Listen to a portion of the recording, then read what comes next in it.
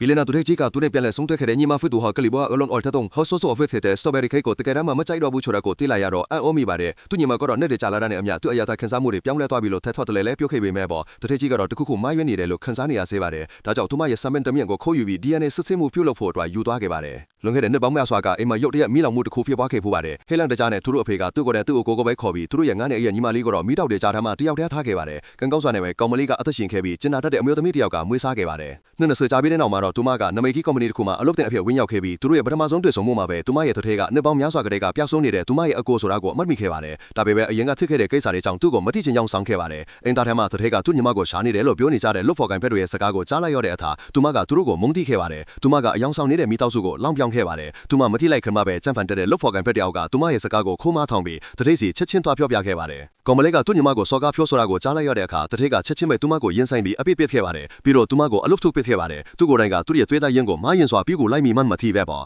ရင်ခွဲနာကျစ်စွာနဲ့ကောင်မလေးကသူမရဲ့အမေချန်ခဲ့တဲ့ကြောက်စိမ့်ဆွဲပြားကိုရစ်စစ်ခုံလေးကိုပစ်ချလိုက်ပါတယ်ဒါပေမဲ့ဂျမန်တက်တဲ့အမေသမီးကအဲ့ဒါကိုရှာတွေ့ခဲ့ပါတယ်သူမကဆွဲပြားကိုတထဲစီပြလိုက်တဲ့အခါတထဲကသူမကိုသူ့ရဲ့ညပောင်းညစွာပျောက်ဆုံးနေတဲ့ညီမအဖြစ်အထင်မှားသွားခဲ့ပါတယ်အဲ့ဒီအချိန်မှာပဲကောင်မလေးရဲ့ငွေစာအမေမှာကန်ဆာရောဂါရှိနေကြောင်းသိခဲ့ရပြီးကုသမှုအတွက်ငွေချေးအရေးတကြီးလိုအပ်နေပါတယ်အခြားရွေးချယ်စရာမရှိတာကြောင့်သူမကအကူအညီတောင်းဖို့တထွေးစီတွားခဲ့ပါတယ်ဒါပေမဲ့တထဲနဲ့သူ့မိသားစုကအယောင်ဆောင်မိန်းကလေးနဲ့ပျော်ပျော်ရွှင်ရွှင်ပေါင်းထင်းနေတာကိုသာတွေ့လိုက်ရပါတယ်